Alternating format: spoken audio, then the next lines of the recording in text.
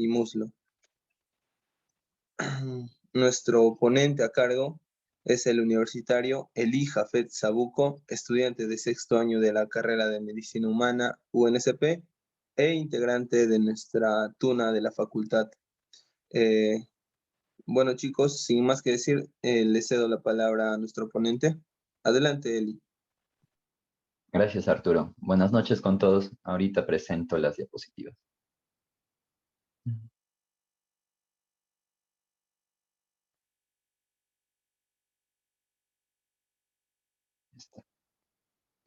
¿Se logra ver, Arturo?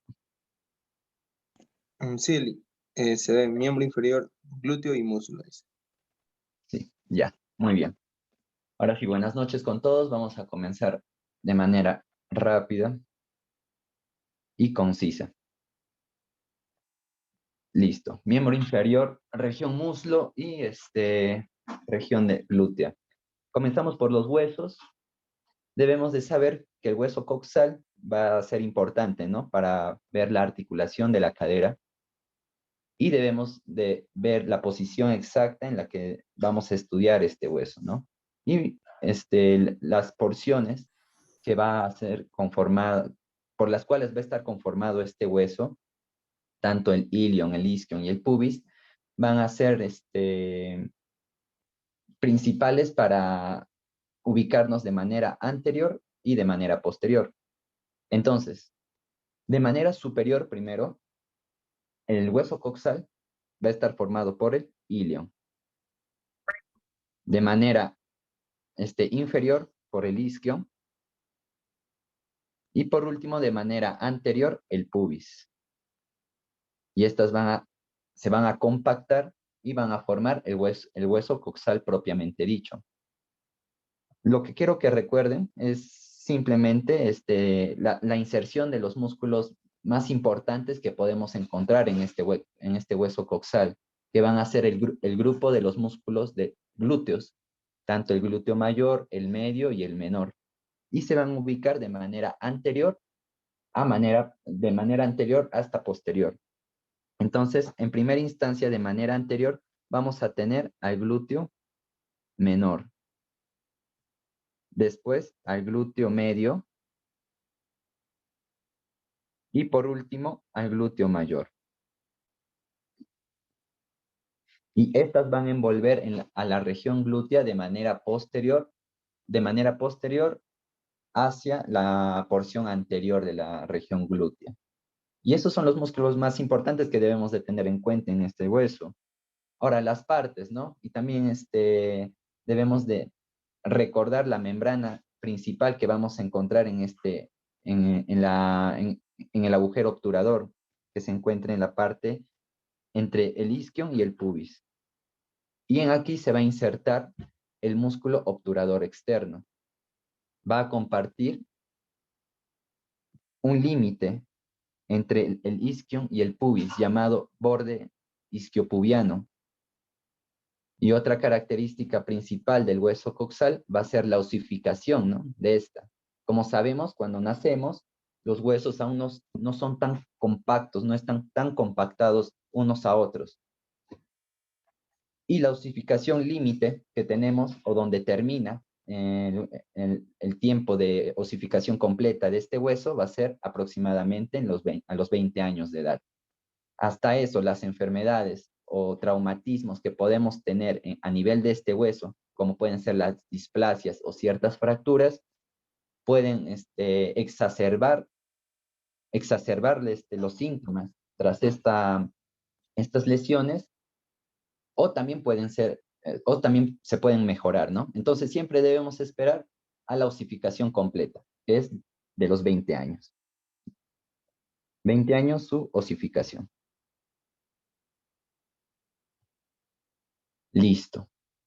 Entonces, ahora, las partes ya más específicas, como pueden ser la espina ilíaca, todas esas, también en lo personal a mí no me parece tan importante, pero es bueno, ¿no? Por saber, porque en el examen les van a tomar. Entonces, comenzamos por la cresta ilíaca de manera anterior a manera posterior. Van a tener sus antagonistas, por así decirlo, ¿no? La espina ilíaca anterosuperior. Espina ilíaca anterosuperior. Luego, debajo de ella vamos a tener a la otra espina. Espina ilíaca antero, pero inferior. Después tenemos acá a la articulación o a la cavidad cotiloidea que va a articularse con la cabeza del fémur. ¿Por qué cotiloidea? Del griego cótilo significa copa. Entonces la articulación en forma de copa va a recibir a la cabeza del fémur para crear la articulación coxofemoral o también llamada articulación de la cadera. Tenemos acá la línea pectínea.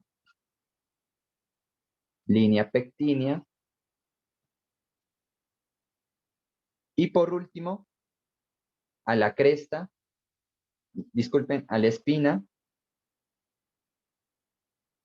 espina pubiana o espina del pubis. Ahora, en la parte posterior, primero tenemos a la espina ilíaca póstero superior. Espina ilíaca póstero superior. Debajo de ella, espina ilíaca póstero inferior. Debajo de estas dos espinas ya vamos a encontrar un relieve que va a deprimir al hueso coxal, llamado escotadura ciática. Vamos a la región del isquio. Esta espina tan conocida y la más conocida, por así decirlo, de este hueso coxal, llamada espina isquiática o espina ciática también. ¿Por qué va a ser importante esta espina isquiática? Porque va a ser rodeada por un van. ¿Cuál va a ser ese van? El van pudendo interno. Y debajo de ella, a la tuberosidad isquiática. Ya, simple hasta ahí. Más estructuras no debemos de recordar. Ahora, va a haber una relación importante del hueso coxal con el hueso sacro a nivel de ligamentos. Estos ligamentos van a delimitar ciertas estructuras en donde van a pasar músculos, nervios y o también venas, nervios y arterias en forma conjunta. El primer ligamento que se va a unir entre el hueso sacro y la tuberosidad isquiática se va a llamar ligamento sacroespinoso. Ligamento sacroespinoso. Y el otro ligamento que va a unir al hueso sacro con la espina ciática o espina isquiática se va a llamar ligamento sacroespinoso. Ah, no, discúlpenme, me estoy confundiendo. Acá es el ligamento sacrotuberoso y ligamento sacroespinoso, ahora sí. Ya, ¿por qué es importante recordar estos dos ligamentos? Porque van a formar dos agujeros vistos de manera lateral en la cadera de la persona. El primero va a ser el agujero ciático mayor y debajo el agujero ciático menor. Por estos dos agujeros van a pasar ciertas estructuras y eso sí debemos de recordar.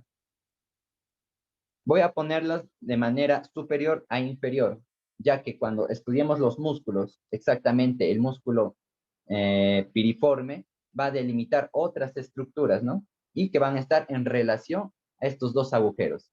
Entonces, primero va a estar el van glúteo superior. Debajo del van glúteo superior vamos a encontrar al músculo piriforme. Debajo del músculo piriforme vamos a encontrar al nervio ciático.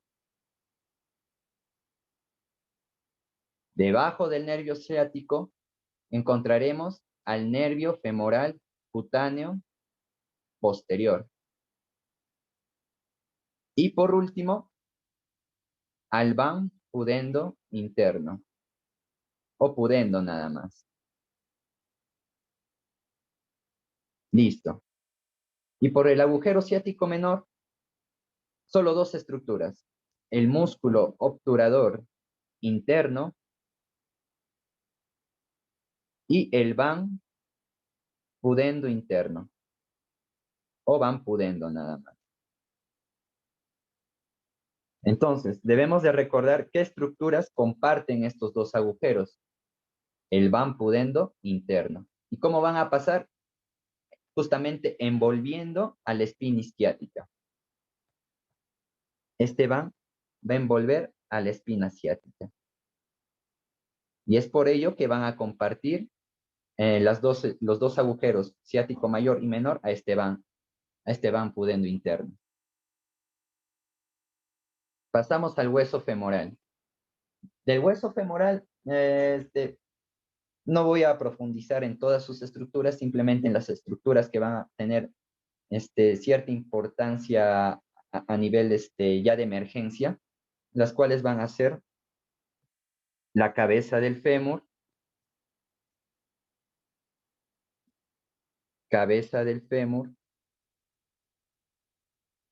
el trocánter mayor, el trocánter menor, a las dos superficies llamadas epicóndilos, epicóndilo medial y el epicóndilo lateral. No es como en la parte del brazo, si se recuerdan, ¿no? Tenían los nombres cóndilo y tróclea, ¿no? Superior a ellas, la epitróclea y el epicóndilo. Aquí simplemente epicóndilo medial, epicóndilo lateral. Y en medio o debajo de ellas, justamente vamos a tener a los cóndilos, ¿no? Cóndilo medial y al cóndilo lateral. Y en la parte media de los dos cóndilos vamos a tener una estructura articular para el hueso patelar, llamada cara de la patela. O la cara patelar nada más. Listo. Nada más. Y también acá el cuello, ¿no? El cuello del fémur. Cuello del fémur. Listo. En la parte posterior, ya en sus libros estoy seguro que ustedes han leído, ¿no? La conexión entre los dos las dos estructuras trocantéricas, ¿no? La cresta intertrocantérica, la línea pectínea, la tuberosidad para el músculo glúteo, la línea áspera, etcétera, ¿no? Pero, sinceramente, no tienen una importancia más allá. Lo que sí importa es la parte de la epífisis proximal, la cabeza, el cuello. ¿Por qué? Porque la cabeza y el cuello van a estar en estricta correlación con el hueso coxal para formar otra vez el hueso, la articulación de la cadera. ¿Y por qué va a ser importante? Porque la cabeza va a estar revestida por una sustancia articular constituida de fibrocartílago, y esta a su vez va a presentar lo que se llama la fobia. Ahora, la fobia va a ser importante para la unión entre la cabeza del fémur y la articulación, con la articulación del hueso coxal. ¿Por qué? Porque van a estar unidas con un ligamento, el ligamento de la cabeza femoral.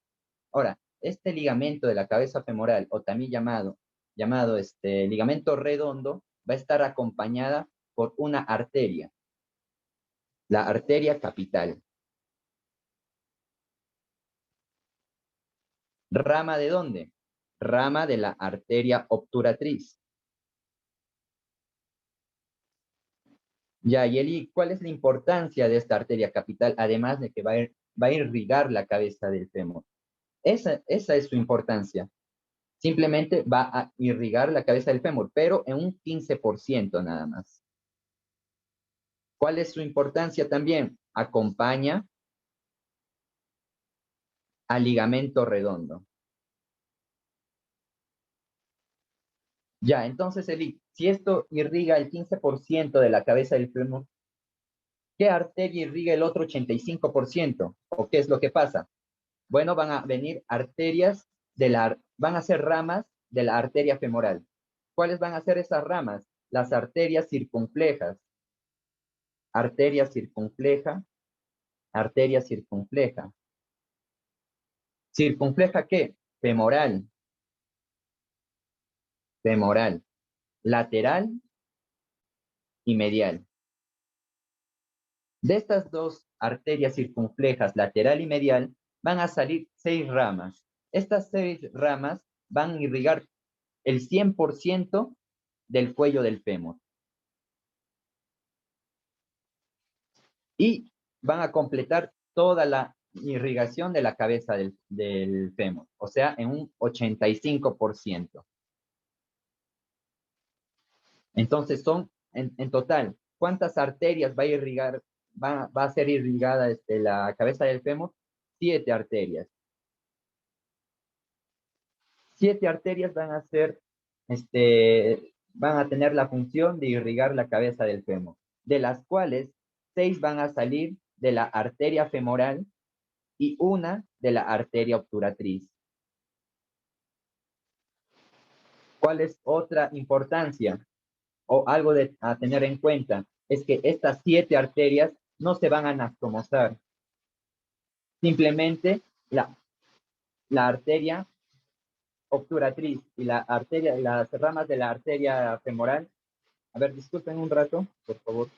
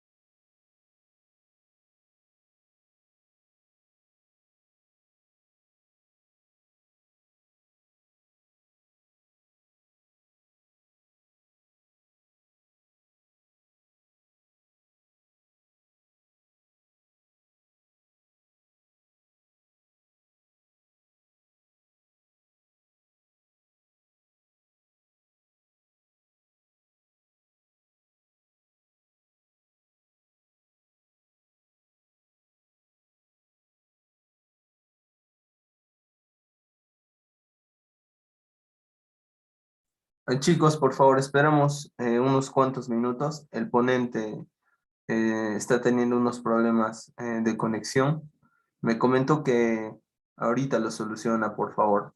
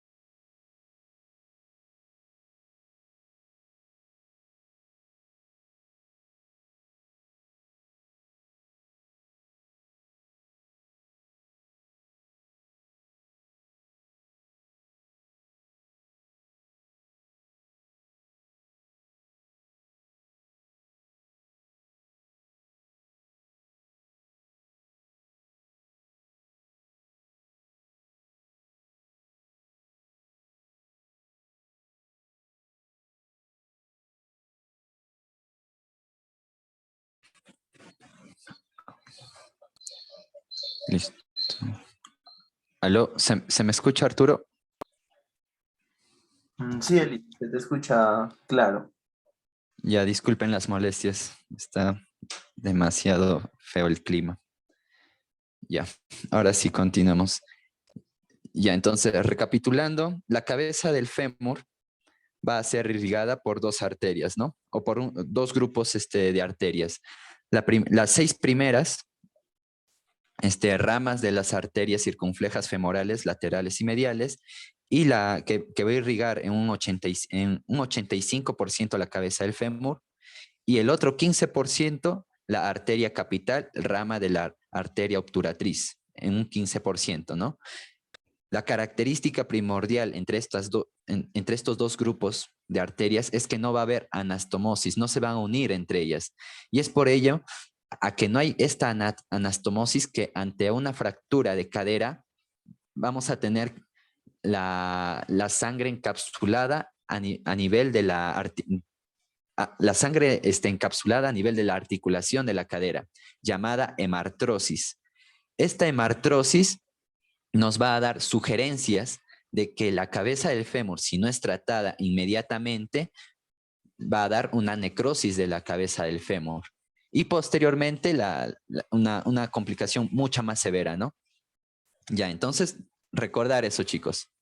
Ahora pasamos a los músculos. Los músculos de la región glútea se van a empaquetar o van a tener dos empaquetamientos. La parte superficial o posterior, también llamada, y la parte profunda o anterior. Esto visto desde un plano anatómico anterior a posterior, ¿no? Por eso la parte anterior va a ser profunda y la parte posterior superficial. Músculos que debemos de tener en cuenta en la parte superficial o posterior. Solo un músculo, el músculo glúteo mayor. No vamos a hablar tanto de las inserciones ni de su origen, más de las características especiales que tiene este músculo. Es preferible para los inyectables intramusculares, ¿no? Pero a nivel de la cara superolateral. Es uno de los músculos más voluminosos, por no decir el más voluminoso. Y el dorsal ancho y el dorsal ancho también es grande, ¿no? Pero no es grande en grosor, sino es grande en área nada más. En cambio, el músculo glúteo sí es tanto en grosor como también en área. Es el músculo más potente. Es el más fuerte del organismo. ¿Y por qué potente? Porque va a producir una potencia de casi 34 kilómetros por metro, con una fortaleza de 283 kilogramos por fuerza. ¿Ven? Es demasiado fuerte este músculo. Ejercer una fuerza de 283 kilogramos. Entonces, si nosotros queremos acentuar, hacer una hipertrofia, ¿no? Con los ejercicios, ya seas una persona fitness o simplemente por el hecho de que te gusta hacer ejercicio, a nivel fisiológico, se dice que la hipertrofia va a ser considerable y va a ser más notorio mientras el ejercicio muscular sea más lento. Y no solo lento, sino que también sea continuo. Y vamos a notar ya cambios de hipertrofia a nivel muscular a partir de la 6ª o 10ª semana de ejercicio. Otra característica especial es que este músculo, en acompañamiento con la fascia del tensor, van a generar solo una tela, solo un tracto, llamado el tracto, va a ser parte del tracto iliotibial. ¿Qué lo tenemos acá? El glúteo mayor va a dar parte de su fascia y en acompañamiento con el músculo tensor de la fascia lata van a generar solo una fibra. Y esta va a llegar hasta la cresta iliotibial. Justamente por eso se llama tracto iliotibial. disculpen, a la tuberosidad iliotibial. Y se va a insertar ahí. Importante reconocer el síndrome. Un síndrome. ¿Cómo se llama el síndrome? El síndrome de la cintilla iliotibial. O también conocida como el síndrome de la rodilla del corredor.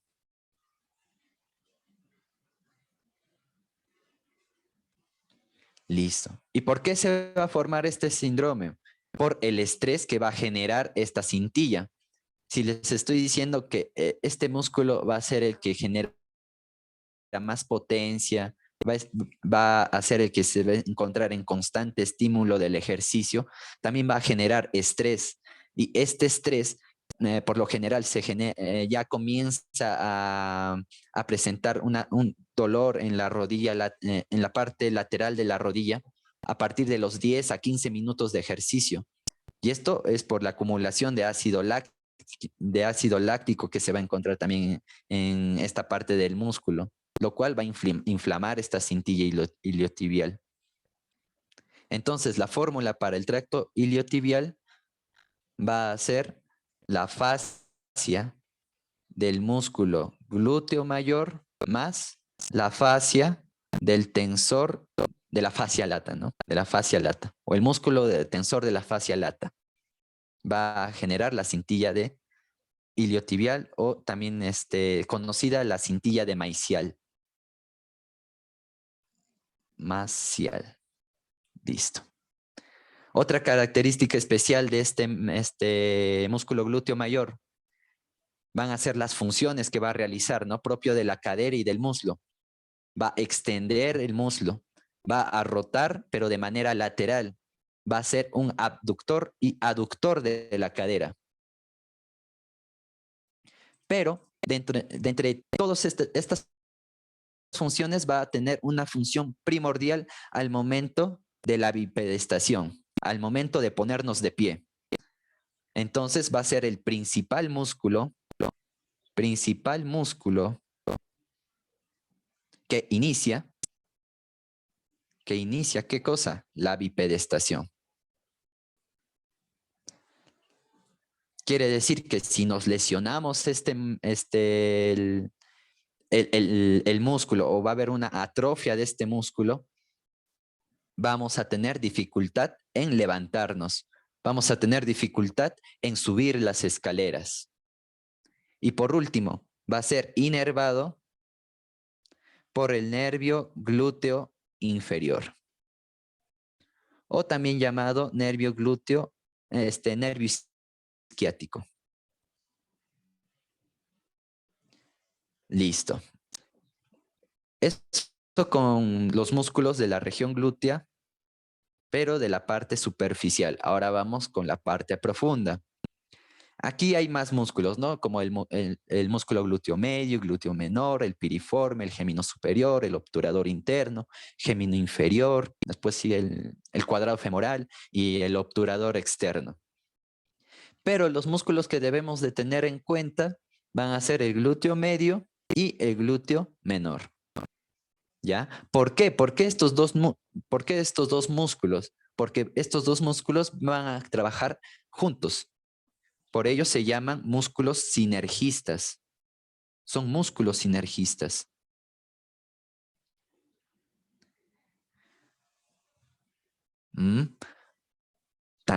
Ahora, ¿cuál va a ser las principales funciones de estos dos músculos? Van a ser rotación medial. Rotación medial. Otra función, abducción. Abducción de la cadera, ¿no? O también del muslo. Pero ¿cuál es la principal función de estos músculos sinergistas? ¿Por qué necesitan apoyarse entre ellos dos? Sobre todo, el que va a llevar el mayor peso va a ser el glúteo medio ante esta función. Su función va a ser estabilización, estabilizar la pelvis durante la marcha. O en otras palabras, durante el caminar, ¿no? Durante la marcha. Y también va a estabilizar la pelvis durante la bipedestación. Pero solo para mantenerse de pie nada más. Ambos músculos van a estar inervados por el glúteo superior, por el nervio glúteo superior. Listo. Nada más. Ahora, respecto a los demás músculos, sí debemos de recordar la organización de estos músculos. ¿Ya? Primero va a ser el piriforme.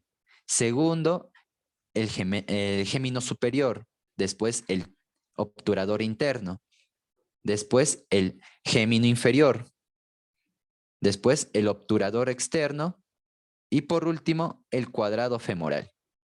¿Por qué debemos de recordar de manera secuencial? Porque va a haber una estructura o va a haber un pequeño empaquetamiento dentro de estos músculos, los cuales se van a llamar tríceps femoral o crural, ¿no? Y gracias a la agrupación de qué músculos se va a formar este tríceps femoral o crural, desde el gémino superior hasta el gémino inferior. Listo. Ahora, les había mencionado que el músculo piriforme va a ser importante para delimitar también otras estructuras, ¿no? Entonces, el músculo piriforme va a formar dos espacios. Dos espacios. El espacio llamado suprapiramidal y el espacio infrapiramidal. Listo. Ahora retrocedemos. En el agujero ciático mayor se encontraba el músculo piriforme. Quiere decir que todas las estructuras por encima de este músculo, que se van a llamar por encima de este músculo, o sea, las suprapiramidales, van a estar conformadas simplemente por por las estructuras que están por encima de este músculo, ¿no? Por ello, les mencioné que debemos de recordar las estructuras del agujero ciático mayor y del agujero ciático menor. Entonces, estructuras que van a estar a nivel suprapiramidal, el van glúteo superior, nada más. Infrapiramidal, los demás. Nervio ciático, nervio femoral cutáneo posterior, el van pudendo interno. Y también del agujero ciático menor, el músculo obturador interno. Nada más. Entonces, para recordar y memorizar, o relacionar, más que memorizar, relacionar. Región piramidal, el van glúteo superior. Infrapiramidal, nervio ciático, el van glúteo inferior, el nervio femoral cutáneo posterior y el van pudendo interno, o van pudendo nada más. Listo. Nada más. Ahora continuamos con la región del muslo. Aquí también vamos a tener empaquetamiento de ciertos sectores a nivel del muslo. La región anterior, la región medial y la región posterior. En la región anterior tenemos al músculo más largo del cuerpo, el músculo sartorio. Vamos a tener también al cuádriceps, formado por sus bastos y por un recto, ¿no? El recto femoral. recto femoral, el vasto medial y el vasto lateral. Pero el IFA es cuádriceps, falta una porción, claro, el vasto intermedio. Y el vasto intermedio vamos a encontrar cortando estos músculos, ¿no? Por debajo del recto femoral. Es el único músculo de esta región anterior que va a tener una relación íntima con el hueso femoral a nivel anterior. ¿Y por qué es importante recordar este músculo cuádriceps femoral? Porque va a tener un tendón, el tendón del cuádriceps. Y este tendón va a pasar por encima del hueso rotuliano. Y cuando pasa por encima del hueso rotuliano, este tendón cuádriceps o tendón del cuádriceps va a cambiar de nombre a tendón rotuliano o tendón patelar, para llegar así hasta la tuberosidad anterotibial. Nada más. Y también al último músculo, al tensor de la fascia lata, ¿no? Y que ya vimos, ¿no? La fórmula, que su fascia se va a unir también a la fascia del glúteo mayor para formar la cintilla de Maillard o la cintilla iliotibial.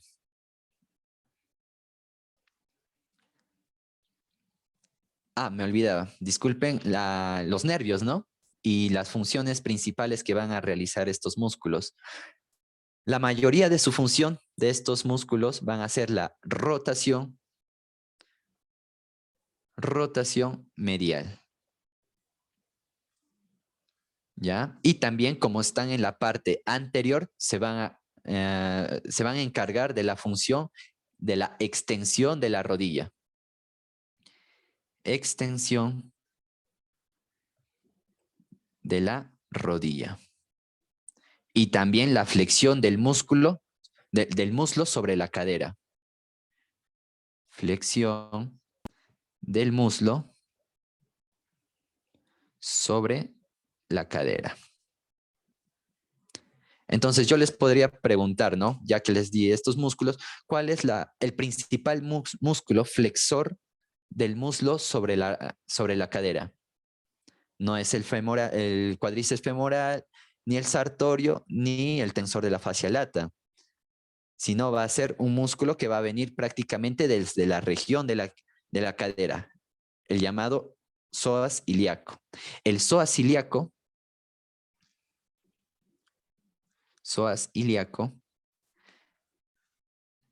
va a tener la función principal flexor del muslo sobre la cadera. Listo. Va a ser el principal flexor, no olvidar. Y después ya los que complementan el movimiento van a ser en principal el cuádriceps femoral. Y todos estos músculos van a estar inervados por el nervio femoral, a excepción del músculo tensor de la fascia lata. El tensor de la fascia lata va a ser inervado por el nervio glúteo superior. Y los demás, por estar en una proyección anterior, por el nervio femoral, ¿no? Que pasa también de manera anterior. Los demás por el nervio femoral. Nervio femoral. Listo. Ahora sí. Continuamos con la región del muslo, pero región medial. También se llama región de los aductores. ¿Por qué? Porque acá vamos a encontrar a los tres aductores. Al aductor. Primero al músculo pectíneo, ¿no? Pectíneo. El más superior. Después al aductor mediano. Al aductor menor y al aductor mayor. también llamados primer aductor, segundo aductor y tercer aductor. Nada más. Y por último, en una región más medial, al músculo grácil o gracilis. Principal función de todos estos músculos mediales, nos está diciendo su propio nombre, van a ser aductores, aducción del muslo. Todos. Ahora, las funciones complementarias que van a realizar estos músculos de la región medial también va a ser flexión de la cadera o flexión del muslo. Importante recordar la inervación. El músculo pectíneo va a tener una inervación doble por parte del nervio femoral y del nervio obturador.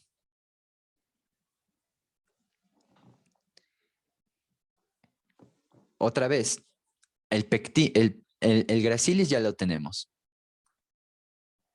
Simplemente el nervio obturador y femoral. El pectíneo también. Nervio femoral y nervio obturador. Y todos los demás aductores solo por el nervio obturador. Nervio obturador. Listo. Continuamos con la región posterior. Los músculos de la región posterior van a ser el bíceps femoral, bíceps, dos cabezas, por la porción larga, la porción corta, el semitendinoso y el semimembranoso.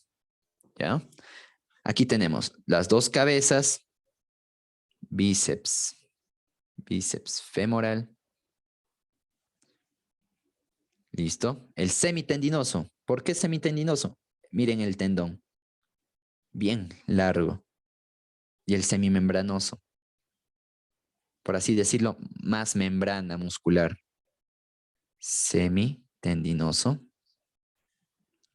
y semimembranoso. Listo. Todos, absolutamente todos, y también recordar todos los músculos de la parte posterior, tanto del muslo y de la pierna, van a ser inervados por el nervio tibial, o también llamado ciático popliteo interno, o ciático popliteo medial, que va a ser parte del nervio ciático, pero eso ya veremos posteriormente. Todos estos músculos, acá sí es de vital importancia recordarse la inserción proximal. ¿Por qué la inserción proximal? Porque estos tres músculos van a compartir una sola estructura. Desde esa estructura van a salir esos tres. Desde la tuberosidad isquiática.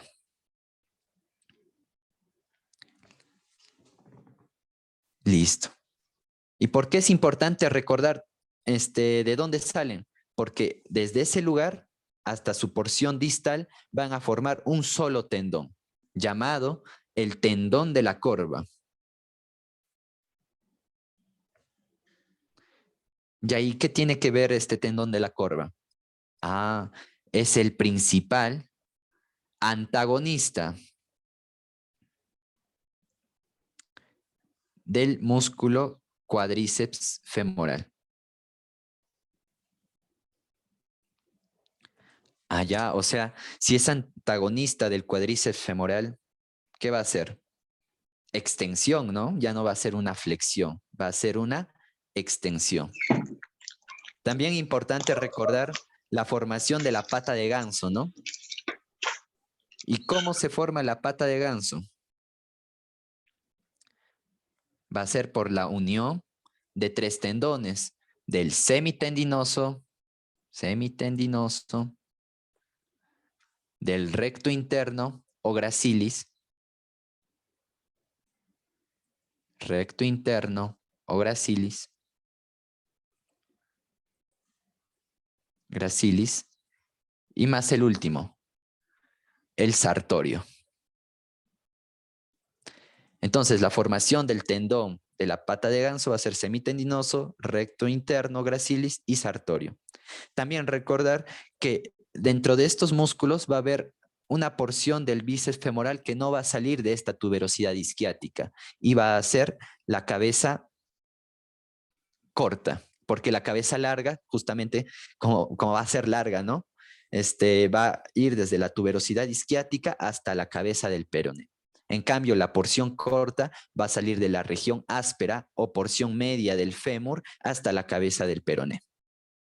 Listo. Entonces, como la unión del tendón de la corva va a ser antagonista del músculo cuádriceps femoral, o sea, van a hacer extensión, igualmente todos van a hacer extensión, todos los músculos van a hacer la extensión de la cadera o extensión del músculo. Pero aparte de eso, van a tener otra función, flexión. ¿Pero flexión de quién? De la pierna sobre el muslo.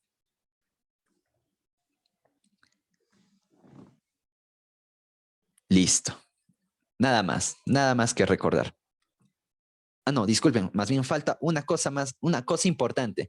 Ya les había dicho que el músculo glúteo medio y glúteo inferior van a mantener la bipedestación y van a mantener estabilidad durante la marcha. Pero ¿quiénes son los músculos que mantienen la posición de bipedestación y también la posición de la cadera extendida? Van a ser justamente estos tres músculos. ¿Gracias a quién? Otra vez al tendón de la corva. Listo. Entonces, mantienen posición de bipedestación el tendón de la corva. ¿Formada por quién? Por los músculos de la región posterior del muslo. Bíceps femoral, semimembranoso y semitendinoso. Listo. Ahora vamos a hablar de los plexos. Toda la región del miembro inferior va a ser inervada por dos plexos, el plexo lumbar y el plexo del sacro. Por así decirlo, lumbar está más arriba, ¿no? Y después sigue el sacro. El que está más arriba, el plexo lumbar, se va a encargar de toda la inervación sensitiva anterior del miembro inferior. Y el plexo del sacro se va a encargar de la inervación sensitiva de la parte posterior del miembro inferior. Muy bien. Comenzamos entonces. El que tenemos acá, como es el plexo que está más arriba, el plexo lumbar. Ramas de las raíces desde L1, pasando por L2, L3 hasta L4. Van a originar en total 6 ramas, pero es importante recordar una rama fuera de este plexo lumbar que se va a originar desde la T12, llamada el nervio subcostal. ¿Y cuál va a ser la característica especial de este nervio subcostal? Que va a dar una inervación sensitiva a la parte glútea, que ya vamos a ver posteriormente. Otra característica especial del nervio subcostal va a recorrer por el borde inferior de la última costilla. Borde inferior de la última costilla. Listo. Ahora sí, entramos con las 6 ramas terminales del plexo sacro. 6 ramas. Comenzando por el ilio hipogástrico. Nervio ilio hipogástrico. Seguimos por el nervio ilio inguinal. Ilio inguinal. Listo, ya estamos yendo por la parte de la ingle. Si seguimos bajando, vamos a llegar a los genitales. Entonces tenemos al primer femoral, al nervio génito femoral. Si seguimos bajando por esa misma pendiente, ya llegamos a las gónadas, a todo el aparato reproductor. Seguimos bajando de manera lateral.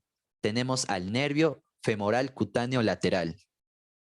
Nervio cutáneo femoral lateral. Si seguimos bajando, vamos a tener ya propiamente al nervio femoral. Nervio femoral. Y por último ya estamos yendo para una parte medial, que están los músculos aductores. ¿Y quién inerva los músculos aductores? El nervio obturador.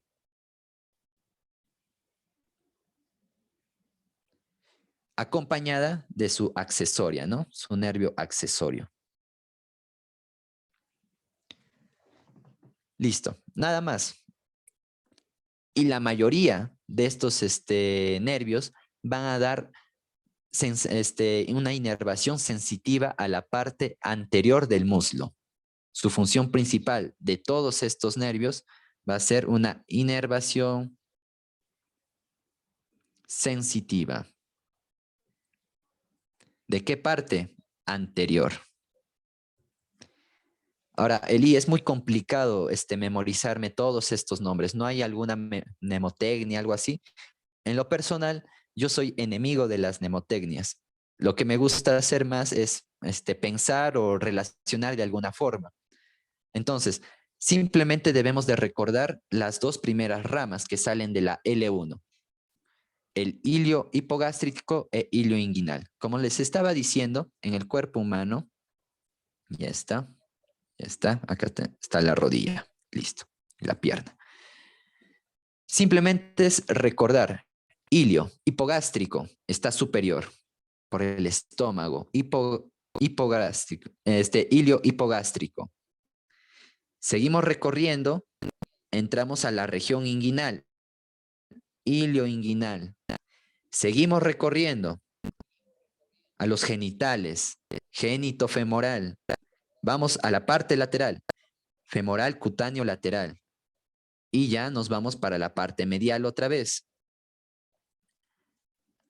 Al nervio femoral y al nervio obturador. ¿Ven? Entonces simplemente debemos de recordar el primero, ¿no? El ilio hipogástrico. Después ya salen los demás. El ilio inguinal, génito femoral, cutáneo femoral, femoral y el obturador. Nada más. Vamos con el siguiente plexo. ¿Quién está abajo del plexo lumbar? El plexo del sacro. ¿Ramas de dónde a dónde? Desde L4 hasta S4.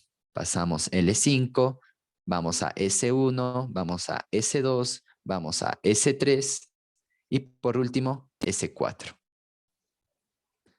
Recordar entonces, allá, el nervio, el plexo sacro va a inervar a la parte posterior. Ya está muy bien hasta ahí. En la parte posterior debemos de comenzar por la parte glútea. Entonces, sencillo. Primer nervio. Nervio glúteo superior. Otra vez vamos desde arriba hasta abajo. Si hay superior, quiere decir que hay un inferior, nervio glúteo inferior. Seguimos. Nervio piriforme. Y último, el nervio más grueso del cuerpo humano, el nervio ciático. Pero en sí no es un nervio, ¿no? Sino es el empaquetamiento de dos nervios. De la parte lateral, el nervio peroneo común. O también llamado nervio ciático popliteo, popliteo externo o lateral. Y de manera interna al nervio tibial. Nervio tibial. Y si quieres ser más exquisito, el nervio ciático popliteo interno o medial, ¿no? o medial. El empaquetamiento de estos dos nervios va a dar al nervio ciático. Luego tenemos al nervio gémino inferior. Nervio gémino inferior. Si hay un inferior, hay uno superior. Muy bien, nervio gémino superior. Después tenemos la unión otra vez de las ramas anteriores y posteriores de todo el plexo sacro. El nervio femoral cutáneo posterior. Y por último, al nervio pudendo. O no por último, ¿no? Sino entre los más importantes de este plexo sacro. Los demás van a dar ramas sensitivas como los clúneo superior, clúneo medio y clúneo inferior. Van a dar una inervación sensitiva a la parte glútea, tanto de las regiones superomedial y superoinferior, que ya vamos a hablar posteriormente. Entonces, ¿qué debemos de recordar específicamente de estos nervios, de estas ramas terminales? El glúteo superior, ¿a quién va a inervar? Al glúteo, al músculo glúteo medio y al músculo glúteo menor. También a un último músculo, al músculo tensor de la fascia lata. El glúteo inferior, nos falta un músculo glúteo, ¿no? Entonces va a inervar al glúteo mayor. Listo. El nervio piriforme. ¿A quién? Lógicamente al músculo piriforme, ¿no? O también llamada músculo piramidal de la pelvis. Músculo piriforme. O piramidal de la pelvis. Listo. El nervio peroneo común. Simplemente por ahora, ya la siguiente clase vamos a hablar más de él. Su otro nombre debemos de recordar. ¿Por qué su otro nombre va a ser importante? Nervio ciático popliteo externo. Popliteo quiere decir que ya vamos a ir a la región posterior de la pierna. Y justamente el popliteo ya es la región que va a pasar después de la fosa o de la articulación posterior de la rodilla, de la fosa poplitea. Y es ahí donde cambia el nombre, ¿no? Nervio ciático popliteo externo.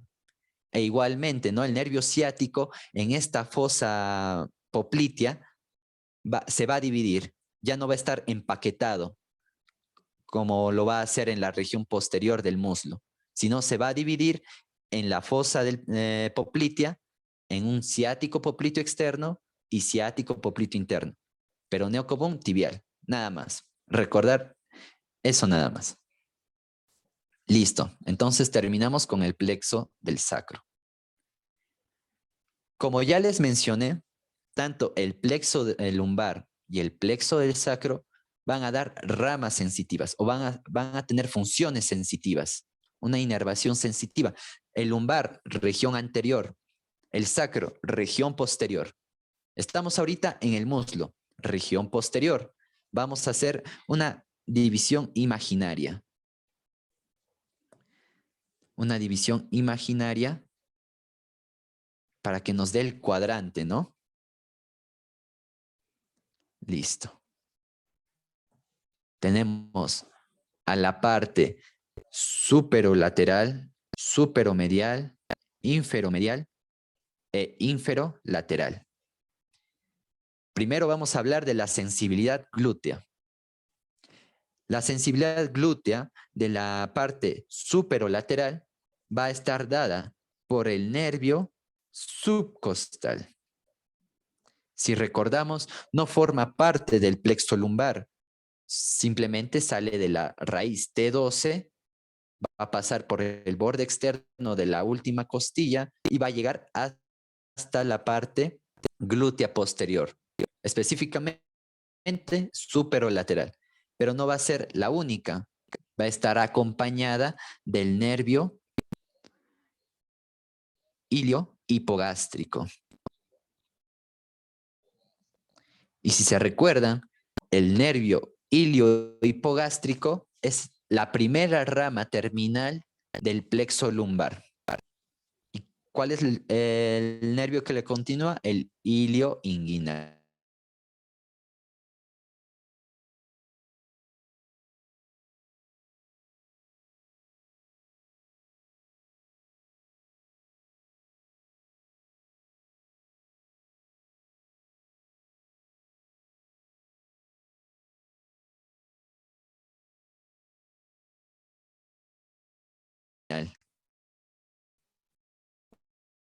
Vieron, todo se relaciona. Tener a los clúneos, a esa rama, al nervio clúneo medio. O inferior era. No, inferior. Disculpen. Nervio clúneo medio. Inferior. Listo. Estos dos clúneos van a dar parte sensitiva al glúteo superomedial. Y por último, al inferomedial, vamos a tener al nervio clúneo inferior. En acompañamiento también, algunas veces del nervio femoral, cutáneo, posterior.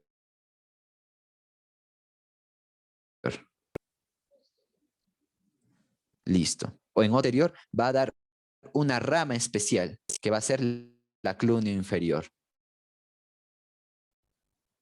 Listo. ¿Qué estoy haciendo acá? Esto es medio, clúneo medio. Clúneo medio. Listo. Ramas desde la S1, S2 y S3. Ahora sí. Ahora sí estamos. Ahora, de la parte profunda, ¿ya? Vamos a hacer de la parte profunda. Igualmente, vamos a dividir en un cuadrante. No se dice 4 cuadrantes, ahí serían 16, ¿no? 16 porciones, simplemente un cuadrante. 4 porciones. Otra vez, la región superolateral, superomedial, inferomedial e inferolateral. Van a haber estructuras profundas que van a estar relacionadas con estas porciones del cuadrante. En la parte superolateral, simplemente vamos a tener a los músculos, a las porciones musculares. Porciones musculares glúteas. Importante. ¿Por qué? Porque aquí se van a dar las inyecciones intramusculares.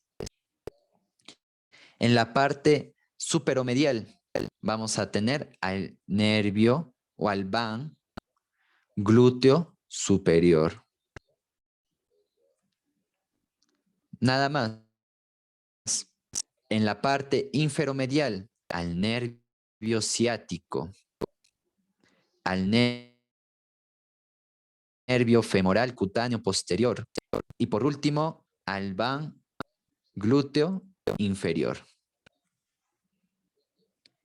Y en la región inferolateral vamos a tener simplemente al trocánter.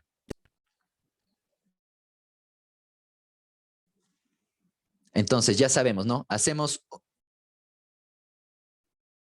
Intentamos hacer una inyección intramuscular a esta región. ¿A qué nervio vamos a dañar? Al glúteo superior. Vamos un poco más abajo. Es mucho más peligroso. Tenemos al nervio ciático, al femoral cutáneo posterior y al glúteo inferior. Y por último, el trocánter, ¿no? El paciente va a estar adolorido durante bastantes semanas. Recordar, porción superolateral para las intramusculares.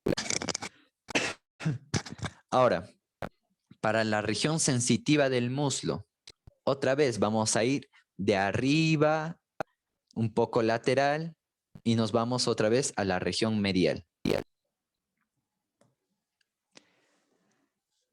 Estamos cercanos a la ingle, nervio inguinal. ¿Qué seguía del nervio inguinal? El nervio genitofemoral, los genitales. genitofemoral. Y por último, por acá pasan los aductores al nervio obturador. Obturador. Listo.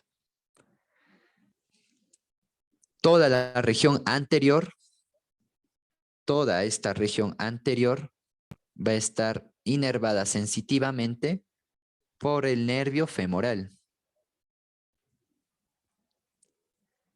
¿Qué pasa con la lateral? ¿Se recuerdan? Tenemos una porción del plexo lumbar específico para esta parte lateral. ¿Cómo se llamaba? Nervio femoral cutáneo lateral. ¿Necesario alguna memotecnia o alguna? No, simplemente relacionar estructuras. Nada más. Y ya que estamos acá, en la imagen nos sugiere la región de la pierna, continuamos, ¿no?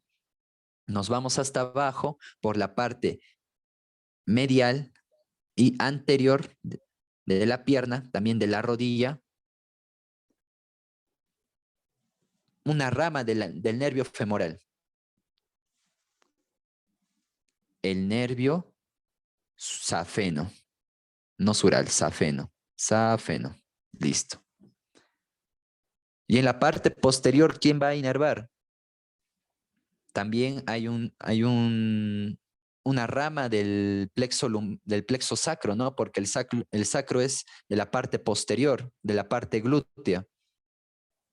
Entonces, este nervio sacro va a inervar a toda la parte posterior del muslo y al tercio superior de los músculos gemelos o gastrocnemios o primer tercio de la pierna posterior. ¿Quién va a ser? El nervio femoral cutáneo posterior. ¿Bien? Entonces, sencillo. Y ahora sí, vamos a comenzar a dibujar. La arteria. Todo el miembro inferior va a tener, o va a ser irrigada por una porción de la arteria ilíaca externa. Pero esta arteria ilíaca externa, al igual que en el miembro superior, la arteria axilar en sí era la misma arteria, la misma arteria humeral, simplemente que cuando pasaba por estructuras cambiaba el nombre. También vamos a tener lo mismo acá. La arteria ilíaca externa se va a transformar en femoral. ¿Pero a partir de qué estructura? Del ligamento inguinal. Pasa por debajo de este ligamento inguinal y se va a llamar arteria femoral. La arteria femoral. Listo. Arteria femoral. ¿Qué ramas va a dar? Otra vez, recordamos. En el plexo lumbar está el ilio hipogástrico. Ya. Entonces también va a haber una rama de la arteria femoral que va a irrigar parte de la estructura del abdomen. La epigástrica superficial. La arteria viene así, superficial, por encima del ligamento inguinal. Vamos a tener una rama que se va a ir para el hueso coxal, exactamente para la cresta ilíaca. La arteria ilíaca, circunfleja ilíaca, circunfleja ilíaca superficial. Todas acá van a ser superficiales. Seguimos bajando. Vamos a tener a dos arterias pudendas externas. La primera, pudenda externa superficial, y la arteria pudenda externa. Si hay superficial, profunda. Listo. Y la rama más importante de esta arteria femoral, la arteria femoral profunda. Arteria femoral profunda. ¿Por qué va a ser la más importante? ¿Se recuerdan el cuello y la cabeza del fémur? De aquí van a salir esas ramas. Las ramas que envuelven a todo el cuello del fémur. Esas 6 ramas también que no van a presentar anastomosis con la rama capital. Y esta rama capital viene de la arteria obturatriz. Las 2 circunflejas femorales. La arteria circunfleja femorales, pero tanto lateral como medial. Listo. Y por último, vamos a tener 4 perforantes, o a veces 3, pero 4, de 1 a 4 perforantes. Y estas son importantes también. Perforantes. ¿Por qué van a ser importantes? Porque estas sí se van a anastomosar con arterias, con otras arterias que van a venir de la región poplitea para rodear, para hacer una red de anastomosis a nivel de la articulación de la rodilla. Entonces, esa es su principal función de estas 4 ramas perforantes. Van a hacer una anastomosis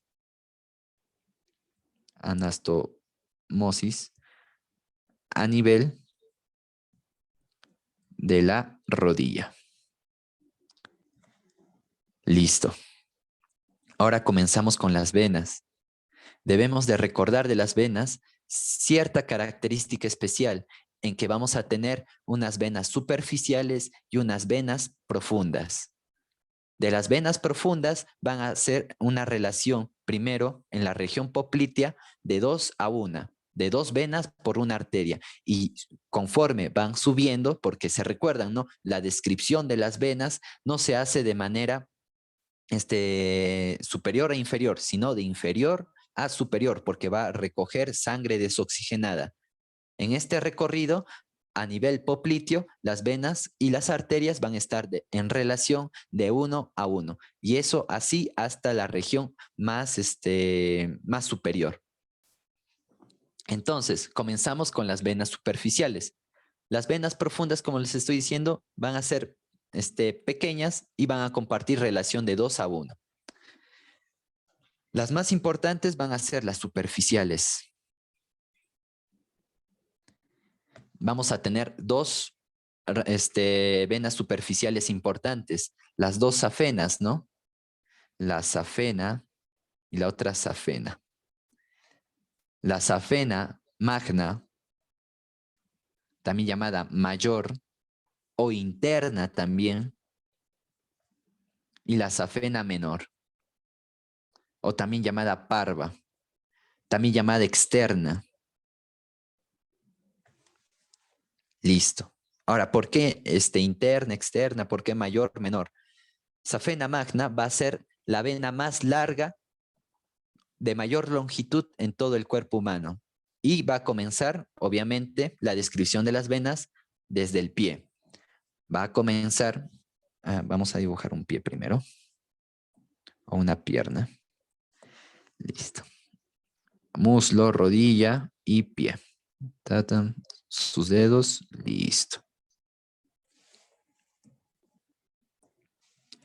Vamos a comenzar por la parte dorsal. El arco dorsal venoso se va a unir con las venas de la red medial. Esta parte medial de la región plantar. Se unen y van a pasar por encima del maleolo interno y van a formar a la vena safena.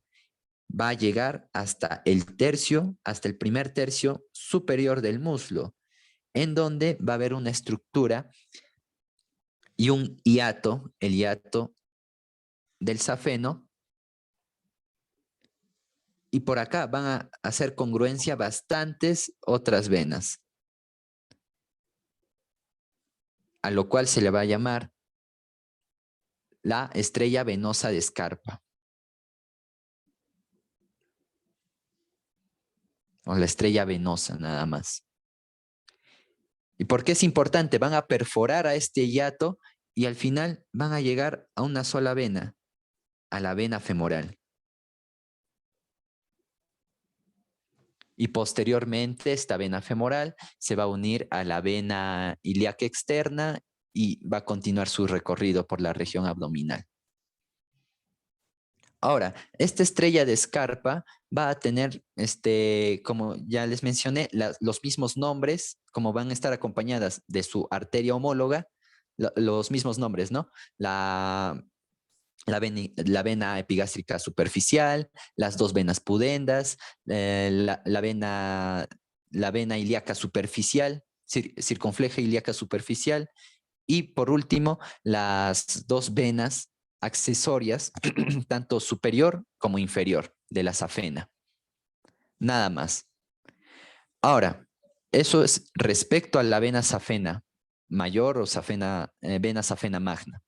Ahora, la vena safena menor también va a salir del arco venoso dorsal, pero va a pasar por detrás del malleolo externo. Por detrás del malleolo externo. Ahora dibujamos la parte posterior de la pierna. Vamos a tener acá a la fosa poplitea, a los dos gastrocnemios o a los dos gemelos. Listo. Y es por acá, entre la intersección de los dos gastrocnemios, que esta vena dorsal que pasó por debajo del malleolo lateral va a venir y ya se va a formar la vena safena parva o la vena safena menor. Y es acá cuando entra en la fosa poplitea que va a desembocar en la vena poplitea.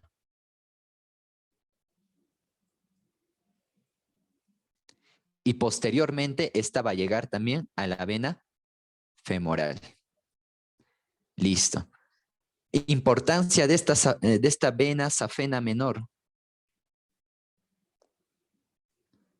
Va a acompañar a una arteria, a un nervio, disculpen. Va a acompañar al nervio sural.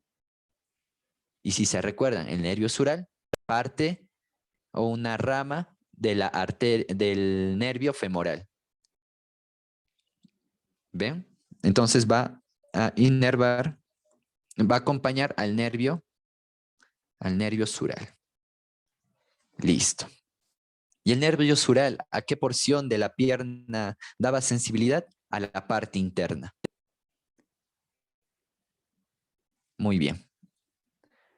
Ahora, estructuras que se van a crear por el límite de algunos músculos o de algunas arterias, venas o nervios. El primero de ellos es el triángulo de Scarpa. El triángulo de Scarpa. ¿Cuáles van a ser sus límites del triángulo de Scarpa? Por la parte lateral, al músculo más largo otra vez, al sartorio. Por la parte medial, tenemos al primer aductor, o también llamado aductor medio.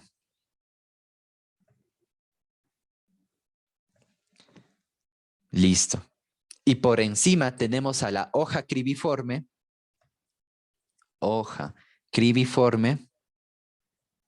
cribiforme del tensor de la fascia lata. Y por la parte superior al ligamento inguinal.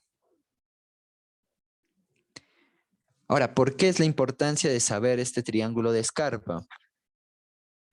Por el contenido que tiene, ¿no? Podemos ver un van, el van femoral. E importante saber que el nervio femoral siempre va de manera más lateral. nervio femoral. Seguimos con la arteria femoral. Y por último, la vena femoral. Entonces, el contenido más importante del triángulo de Scarpa, el ván femoral. Y también no debemos de olvidar a un nódulo linfático que pasa también por acá, ¿no? El nódulo linfático inguinal profundo, o también llamado ganglio de Cloquet. El nódulo linfático de Cloquet. Vamos a... de Cloquet. Listo. Nada más. También tenemos al conducto subsartorial o el conducto de los aductores, o también llamado el conducto de Hunter. Este conducto de Hunter va a comenzar del vértice inferior del triángulo de Scarpa y va a terminar en la parte posterior, en la fosa poplitea. Pero ¿cómo se llama esa parte terminal? El anillo del tercer aductor. O también llamado el tercer aductor como aductor mayor. Listo. Entonces, ¿cuáles van a ser el contenido de este conducto subsartorial? El contenido va a ser la arteria también, arteria y vena femoral. Listo, pero ¿y qué pasa como acá, no? ¿Qué pasa con el nervio femoral? El nervio femoral simplemente va a ir por la región anterior. Este conducto subsartorial va a irse para la región posterior. ¿Está bien? Entonces, como es por la región posterior, el nervio femoral va a salir de este conducto de Hunter en el tercer anillo aductor. Y es ahí donde el nervio femoral va a dar su rama llamado el nervio safeno. Pero ¿qué pasa con la arteria y la vena poplitea si ya se están yendo para la parte de la fosa poplitea, ¿no? Este rombito que vemos acá. Van a cambiar de nombre simplemente. Van a ser la arteria y vena poplitea. Nada más. ¿Y dónde va a ser esa estructura en donde cambia el nombre de femoral a poplitea? En el anillo del tercer aductor, o también llamado aductor mayor. ¿Y por qué? ¿Qué pasa con el nervio femoral? No, el nervio femoral no los acompaña, más bien va a sacar una porción anterior para la parte medial de la pierna que va a dar inervación sensitiva, y este nervio se va a llamar nervio safeno. Listo. Ahora vamos con los casos clínicos. Un momento, por favor.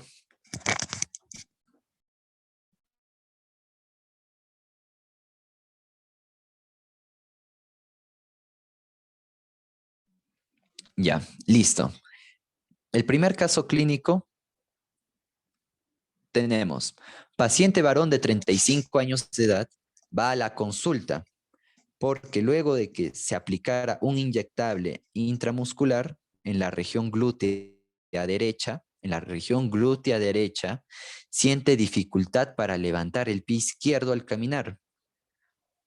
O sea, le malogran la parte glútea derecha y ya no puede mover el pie izquierdo al caminar, o no puede levantar, algo raro, ¿no?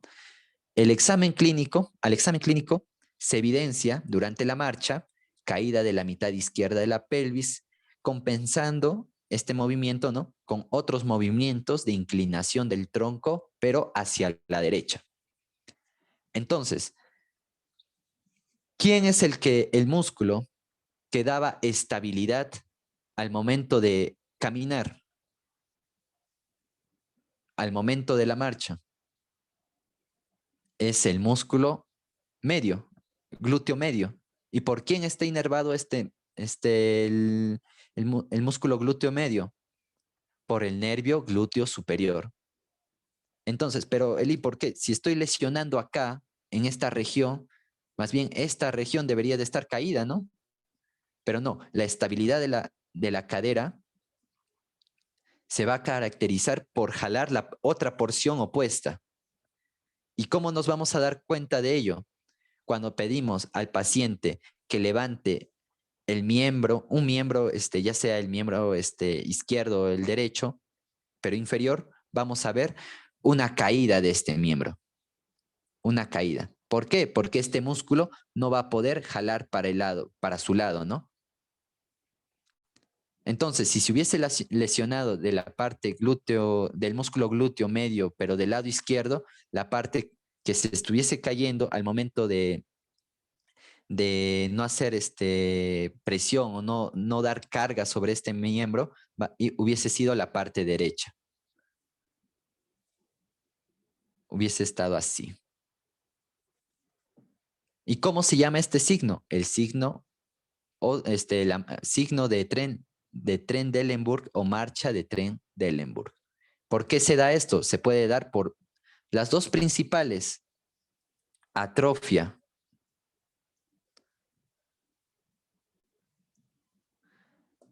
Atrofia. ¿De qué músculo? Del músculo glúteo medio. O también una lesión a nivel del nervio glúteo superior. Pero también hay otras razones, ¿no? Puede haber una luxación congénita, puede haber herniación de los discos a nivel lumbar, puede haber degeneración avanzada de la cadera por una fractura, por una fractura ya de antaño, o también la enfermedad de Legg-Calvé. Legg-Calvé, así se escribe. Calvé, no es Calvé, Calvé. ¿Y cuál es lo característico de esta enfermedad? Va a haber una interrupción de la irrigación de la cabeza femoral. Interrupción de la irrigación de la cabeza femoral. Entonces, por todas esas razones, se puede dar esta marcha de Trendelenburg. Y las más importantes, una atrofia del glúteo medio o una lesión sobre el nervio glúteo superior. Y la última, es la última.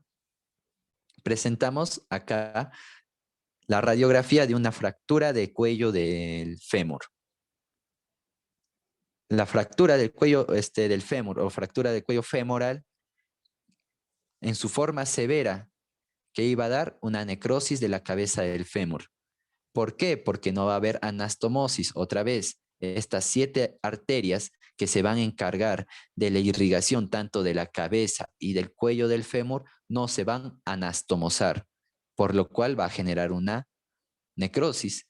6 arterias que van a irrigar al cuello y a la cabeza, y una arteria simplemente a la cabeza.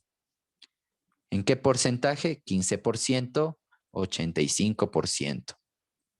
¿De dónde vienen estas arterias? Son ramas de la arteria circunfleja femoral, lateral y medial. Van a irrigar al 100% a nivel del cuello. Y otra vez no va a haber anastomosis. Listo, chicos, eso sería todo.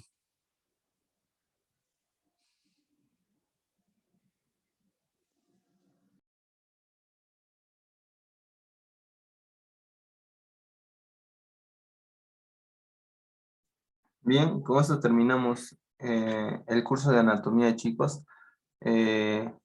Bueno, agradecer a nuestro ponente, a Eli Sabuco Tristán, por su tiempo, ¿no? Y dentro de un momento vamos a enviar el post-test para que lo rellenen, por favor. Ya saben, chicos, como siempre,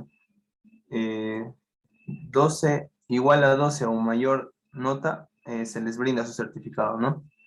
Y bien, muchas gracias Eli. Y bueno, tal vez estaremos pidiendo tu tiempo para otra ponencia, por favor. Sí, no hay problema. Más bien disculpen los inconvenientes de hoy y con fuerza la siguiente clase. Sí, muchas gracias, Eli. Ok, Eh, Arturo. Muchas gracias a ustedes. Hasta luego. ¿O hay una pregunta, alguna pregunta antes de irme que quieran hacer? O